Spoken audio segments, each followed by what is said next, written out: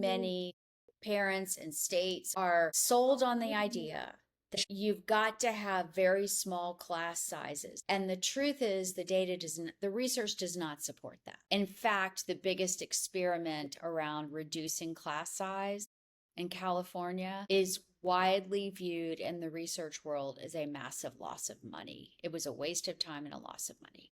The only time in which small class sizes make a difference academically is with very, very little kids.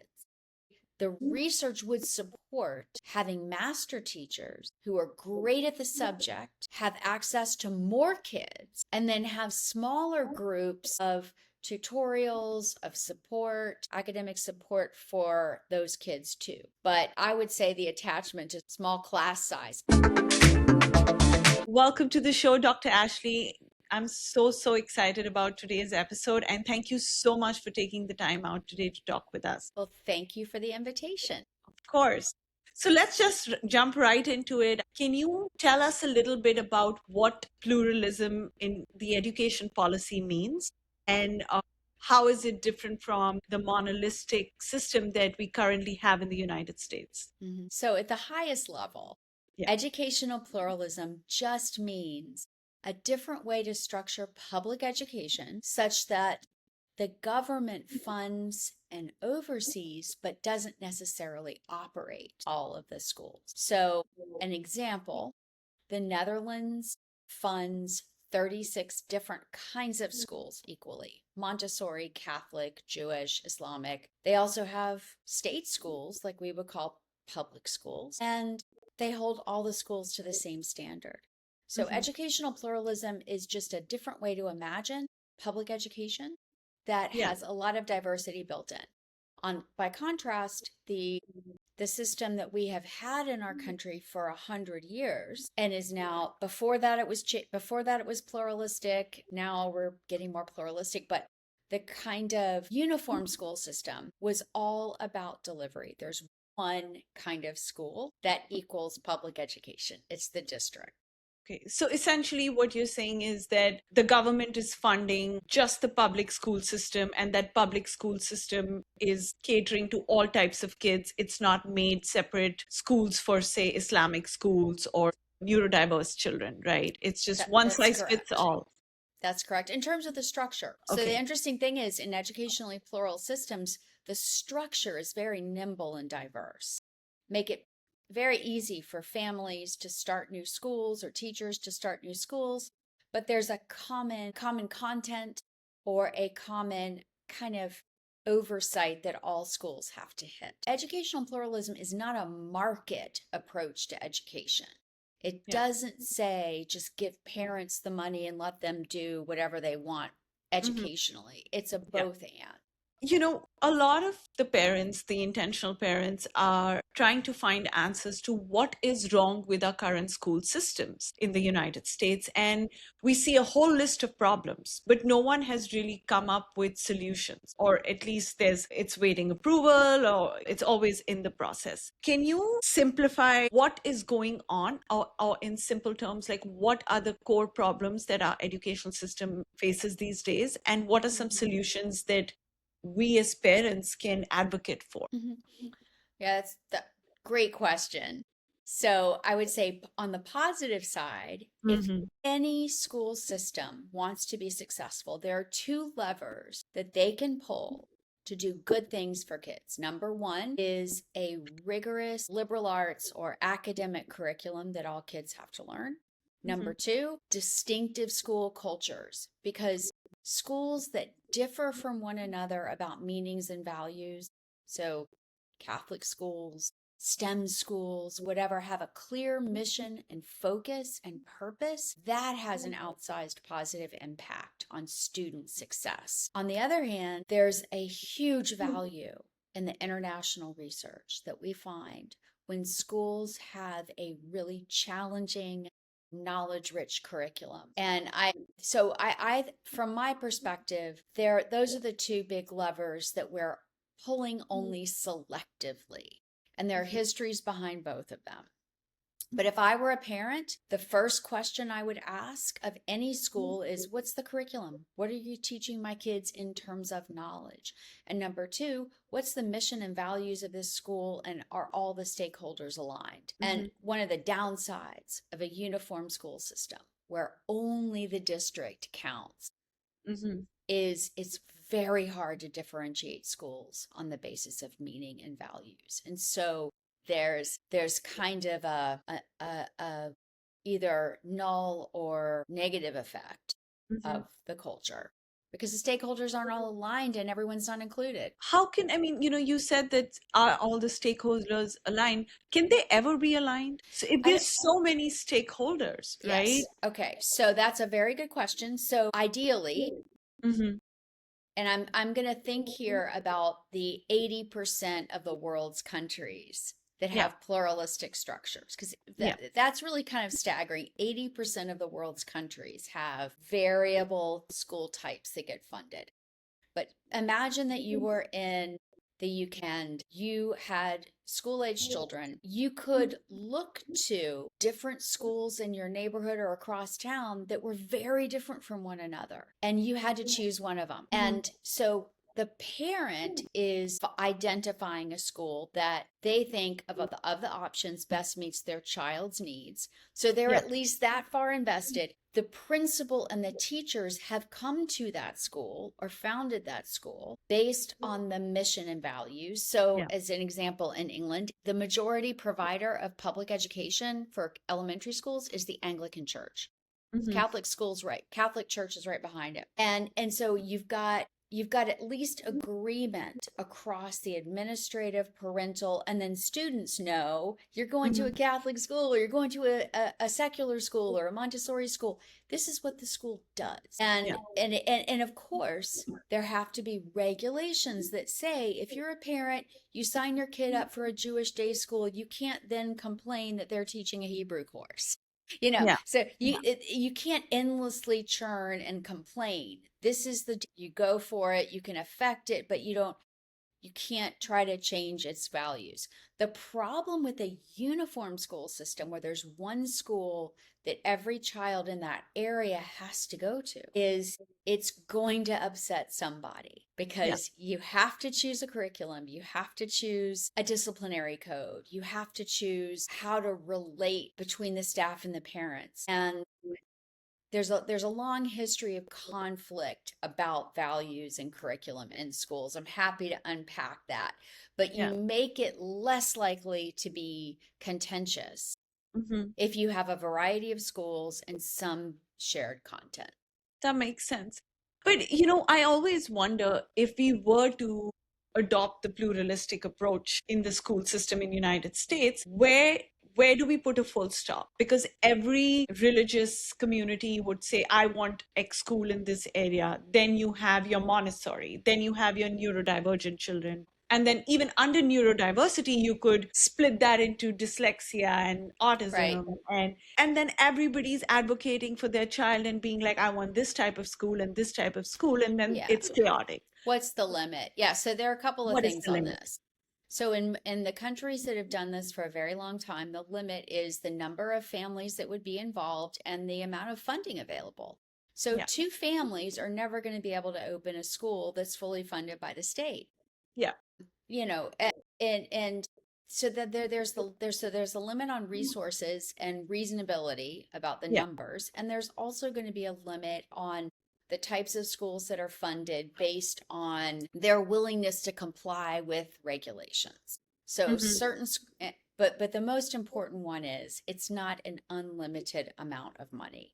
So what Yeah. we see, and I'll give one international example and then I'll talk about a United States example. So in the UK, some of the historic neighborhoods in places like Birmingham and Mm-hmm. Leeds that had Catholic schools that were neighborhood schools that were reflected the demography, the demographics have changed of those neighborhoods. They're broken down now between Muslims, Hindus, and Catholics. And so Yeah. instead of just having three separate schools, they designed schools that have kids coming together for some subjects and then Yeah. separating for religious instruction.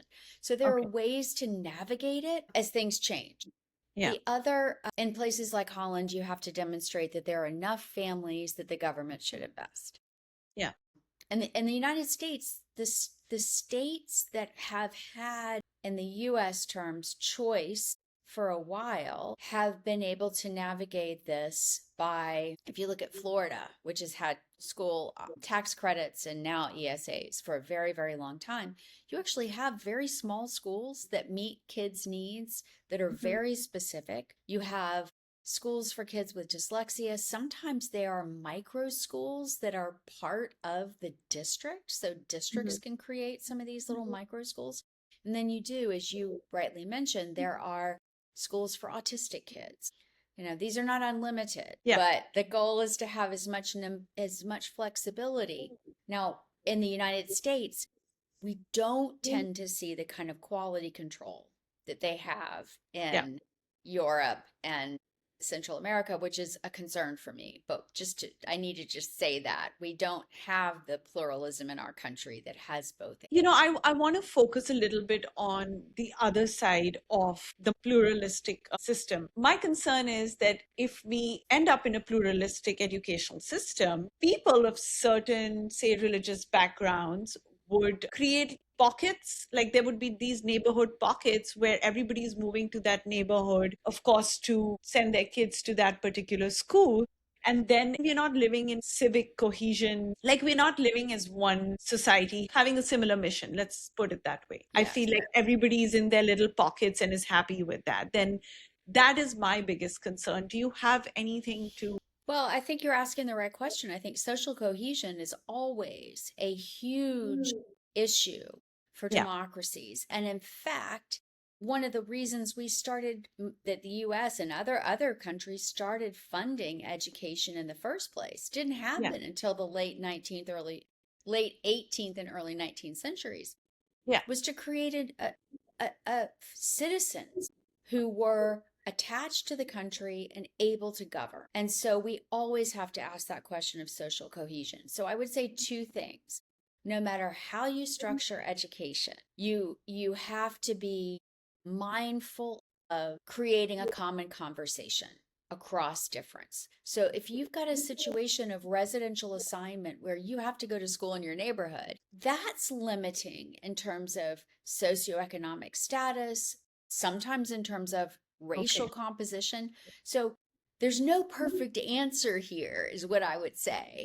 We can't pretend that some of the urban public schools are really diverse in terms of beliefs, values, norms, socioeconomic status. The way that I think is the best to create a common conversation and a civic identity has to do with the academic content. And this is why our institute and I personally have been very, very active in saying shared liberal arts or shared academic knowledge building content about the world, about history, about geography, about civics, philosophy, other religions.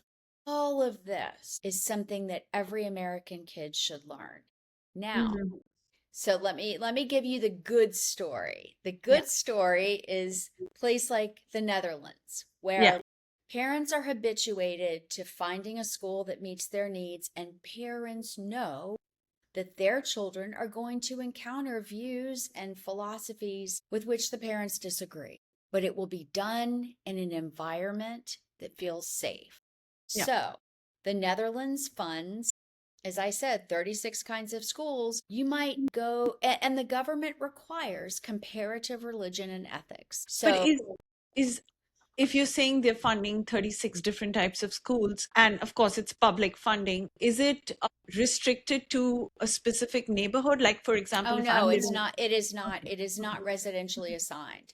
Okay. That's the right question. It's not residentially assigned. Doesn't, there's another equity issue behind that, which is, can you make it possible for families to get their kids to the schools they want to go to? That's a separate question. But so you can imagine in the Netherlands, you might go to a Jewish day school, but you have to learn for an assessment what Hindus believe, what Catholics believe. And this is part of being a citizen.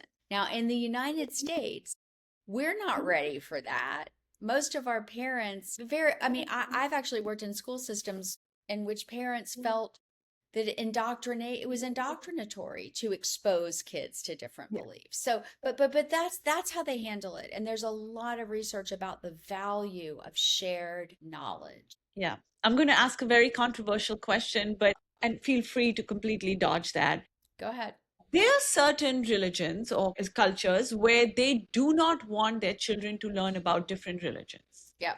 Yep. Like it is a That's right. complete no. They put their kids in those specific types of schools starting very young, and they just want them to learn that religion and then spread that religion. How do you enforce something like what you're suggesting, where Yes. you're learning about this, other religions and other cultures in a school like this? Yes, good, great question. I'm happy to take it on. But so I think two things. First of all, I think it's legitimate for parents to want a school that reflects their values and norms. And in fact, I think there's evidence in the research that that has a positive long-term impact, not only on academic results, but on civic results also, because it's formational.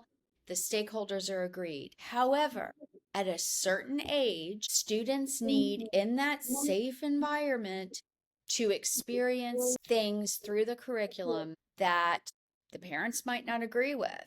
And so, and I would say it has to do with the age.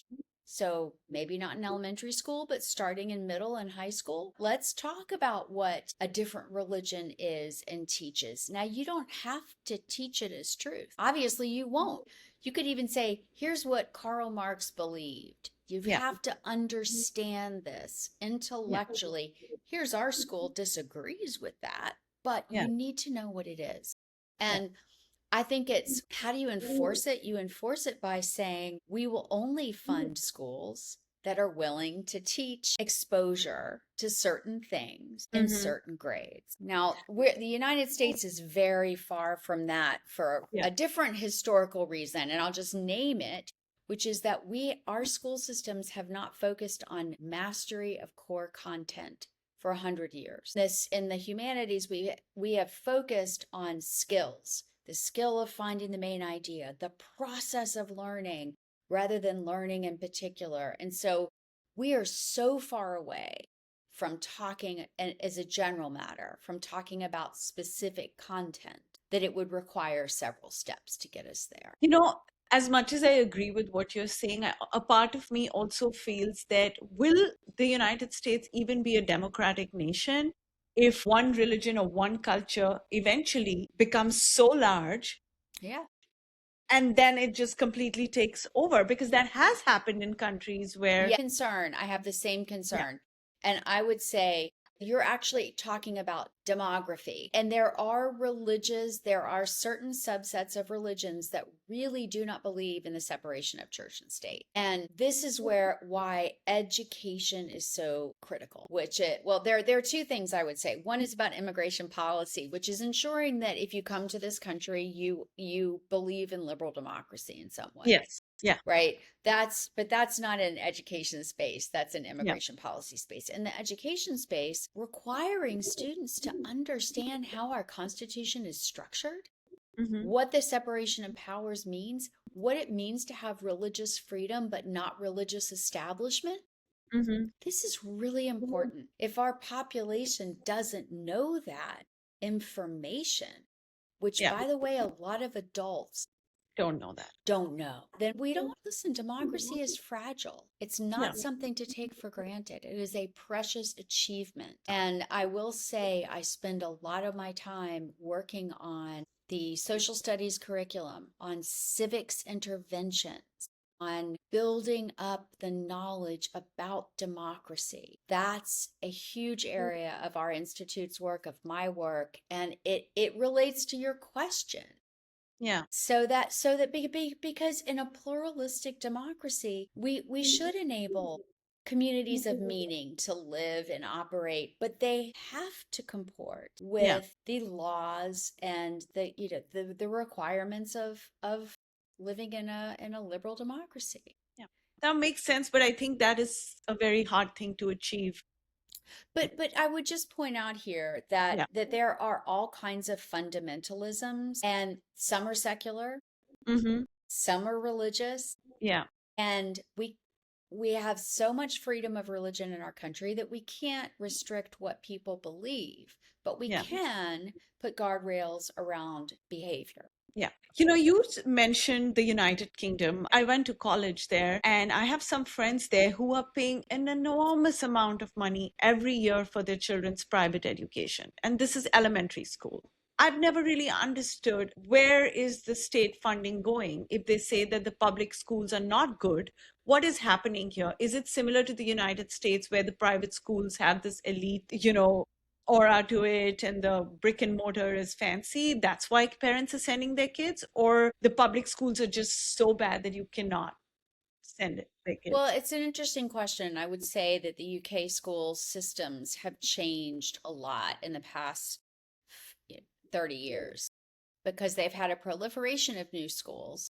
Mhm. And I, I, I don't, there are always going to be elite independent schools Yeah. that are outside of the school funding, outside of the government reach, Yeah. outside of that. And those do tend to be elites who send their kids there, and you're paying for part of it. What I assume parents are paying for is the peer effect that they're going to Network. be with other, driven families who are well Yeah. educated and so forth. But in England, there are also neighborhood municipal schools that are actually very high performing.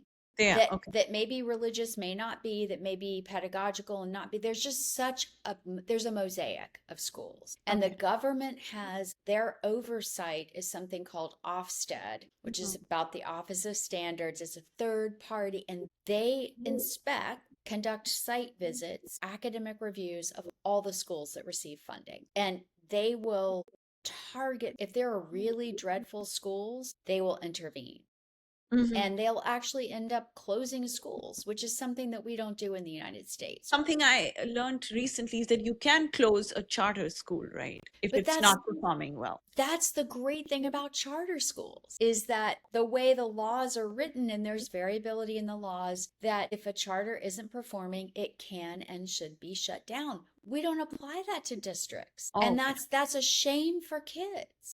There's a protectionism around district schools that doesn't call it, if you've got a school where not one child can read, I'm sorry. It That should not be school is open. not successful. And are in the United States, states are very different on this, but the two highest performing inspectorate systems, and we would call it a site visit, are in the UK and the Netherlands because they will actually close down low performing schools. But let me just add this. At the same time, they are not comparing school sectors. So a school sector is simply a district, a charter, a Catholic or religious school. In the United States, we pit the school sectors against each other. Districts are better than charters, or charters are better than choice schools, all that. Most governments don't do that. They ask the No. same question of every school in its performance, no matter what kind of school it is, if it gets government money. Yeah. And yeah, that makes sense. So let's talk about inclusion. The gold standard is that inclusion means one size fits all. And that's what our government here is doing versus opening, say, specialized schools or specialized classroom for kids. Do you think the resistance to open these or have these specialized classrooms or schools is just a misunderstanding of what inclusion or equality truly means? Like, That's why is there so much resistance? That's a good question. I mean, I think there's some good instincts behind it and some misunderstandings behind it. And the good Mhm. instincts are, we know that we have had in the United States, with our history of enslavement, we have had discriminatory practices around race in our schools. And I think those of us who support expanding access to non public schools, particularly for low income kids in the South, that's a harder case to make because of the white academies that were created when schools were integrated. So I think we're right to think, oh my gosh, are we going to be inclusive if we have access to non-public schools? I think there are two realities to this. The first is that often district schools are inclusive in the aggregate, but have real tracking and disparities in terms of access to excellence. So you may have a big public high school where kids from a certain socioeconomic and racial background are Yeah. tracked into CTE, and other kids and other types of families are tracked into the AP and IB courses. So that may look great on the outside, but on the inside, you're not providing excellence for all the kids. So the second thing I would say is the private school choice programs in the United States are governed by state policy, and not by federal policy. But none of them is allowed to be racially discriminatory. So that's off the table in all contexts. And there have been Supreme Court rulings. Even if a school doesn't accept money from the government, it is not allowed to be discriminatory with respect to race. If you're talking about race and then there's the LGBTQ discrimination, that too is driven by state policy. So in Maryland and in Maine, they have private school choice programs that cannot go to a school that discriminates on the basis of gender identity and sexual orientation. That is something that's governed by state policy. Are you talking about special education inclusion? Just talking about overall, like, why is there a resistance in this country to move towards the pluralistic system? So I think some of it's cultural. So our cultural norms are that the public school is American. This is the way public education is. We're being inclusive of everyone.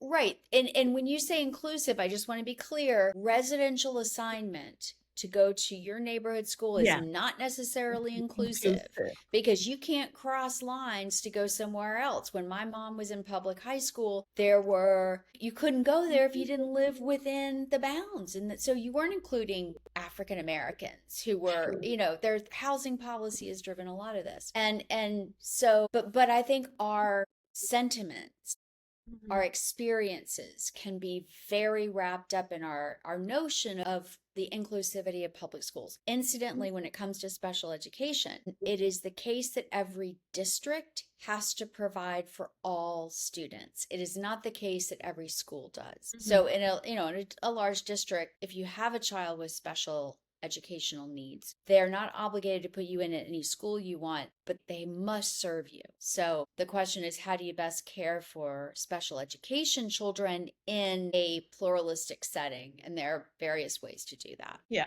Let's talk a little bit about funding. I always hear that there isn't enough money for the gifted programs. Some of the teachers are getting fired, but there is enough money for other kinds of special need children. How are other democratic nations, let's take example of UK and Netherlands here, handling the state funding when it comes to, do they have gifted programs, and how are they handling the money there? It's a really good question about gifted. I don't think there are many systems. I don't know the answer to the gifted and talented program. My instinct is that the successful systems aim high for all children. And if you talk to gifted and talented folks in the United States, they would all say this is what every kid should have access to. But it's just so hard. But how do they handle funding? They all have lower funding ratios than the United States does. But they deploy their funding in a different way. So, and it varies country by country, but they typically have additional monies that follow a kid with special needs, and addition in language learners. Those children are funded at higher rates, but in general, their way of spending money is they're much more frugal and much more focused on instruction. One of the sad things about U.S. school funding is our budgets have gone up and up and up and up, even while our instruction has been flat. And it isn't clear, our outcomes have been flat. It isn't clear that most districts are spending the money on instruction. And in fact, quite the opposite. The number of administrators and non-teaching staff has exploded in public schools. And it is And it's not clear that that's been helpful and effective for children's learning. So we're Yeah. asking district schools to do more and more and more and more. You have to do SEL, you have to do this, you have to do that, without corralling the money to follow high quality teaching. But is it also because, and I agree with you on this point, I feel the teachers have to follow such a regimented process. There's no wiggle room for teaching the way you want. Like you could be a brilliant teacher, but all of that brilliance can't come out in the class because you have to follow a process. And like you said, the schools are spending so much money on administrative staff that they can't hire one, say, master teacher in math or one great teacher for kids with learning disabilities. Facilities are also a big part of that. If there are so many redundant buildings in many school districts that should be sold off or given to a charter school. So there are, and I'm not an expert in school Yeah. finance. I'm Yeah. not an expert here, but there are wastes in the school systems. And there's some wonderful centers that have shown the kind of relationship between spending and outcomes. But we know there's an awful lot of funding that's going to things that have never been effective. And that's all I'll say about that. I'm not a specialist in this area.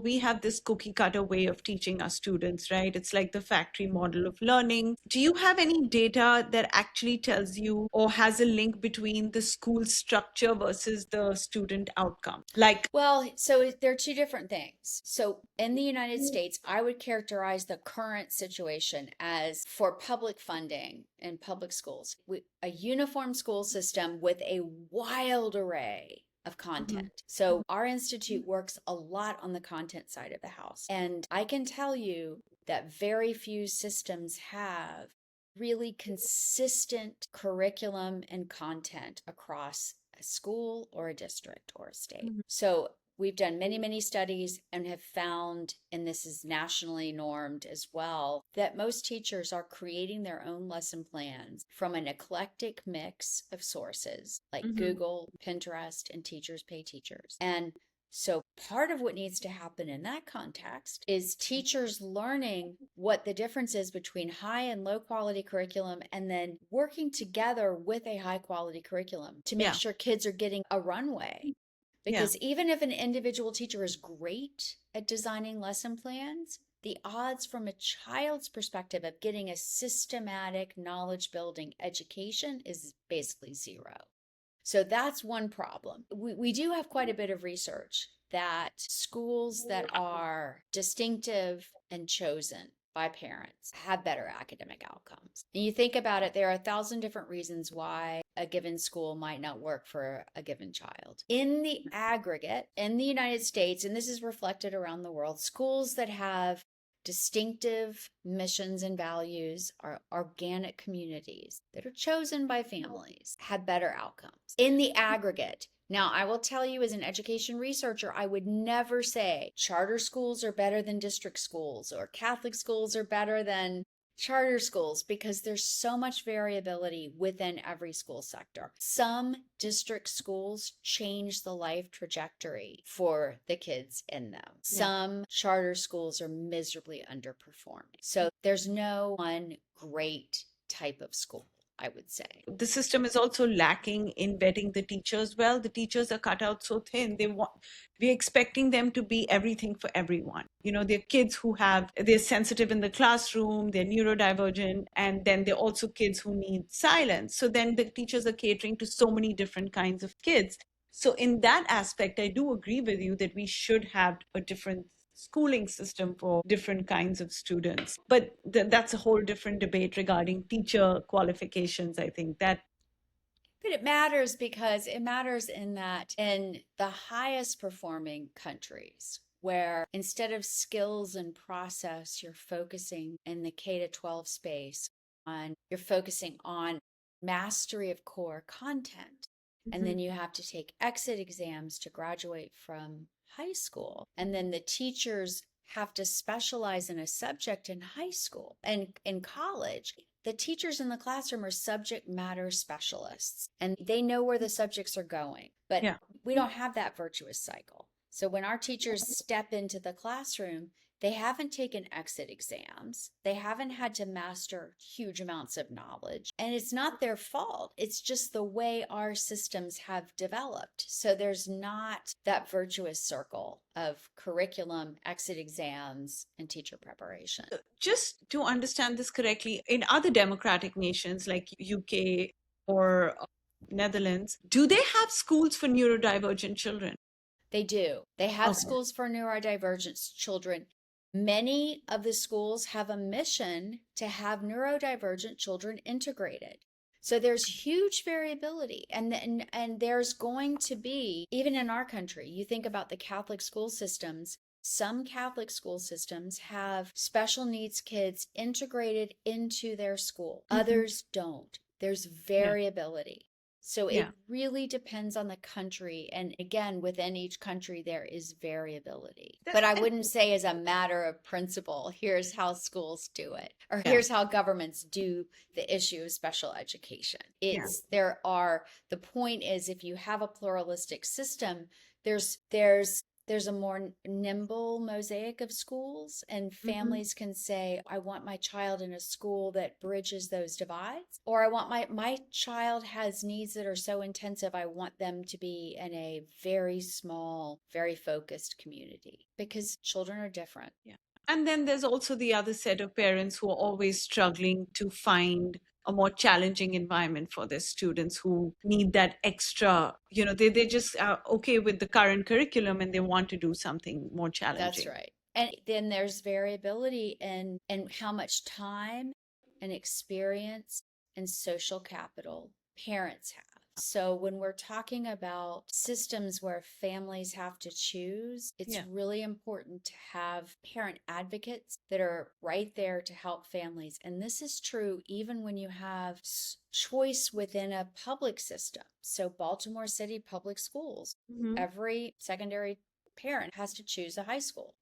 It's hard to make those decisions. You just don't know. Right? So there needs to be parent support, parent navigators, I think. Yeah. What is the biggest win you've seen in terms of moving towards a more pluralistic system, or has there been no wins? So it's challenging because pluralism has two sides. It has school choice and it has accountability. So I would say that states that are doing both within our own historical context, Indiana, which has always had a large variety of schools and also requires common tests. Indiana's always done a great job.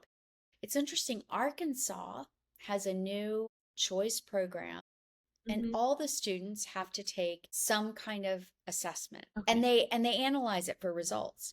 So you're making sure that there's the both and. In fact, most school choice states, and I'm using the term school choice here for ease. I don't like that term. I don't use it in my writing. But places like Florida have historically required every child to take a nationally normed exam and have studied the results. I don't know what the situation is in Florida right now, but they have the largest, most expansive programs. Yeah. So I would say, and in fact, the only state that doesn't have a requirement for assessments is Arizona. Okay. So most have some kind of requirement. I would love to see policymakers create a much better assessment strategy that gets at knowledge rather than skills. So that's a separate conversation. But for me, the ultimate win of pluralism in our country would be that the next generation, instead of assuming public education equals a district school, the next generation will think, it's time for me to enroll my kids in school. What are the choices and how excellent are they? And they're not pitting entire sectors against each other.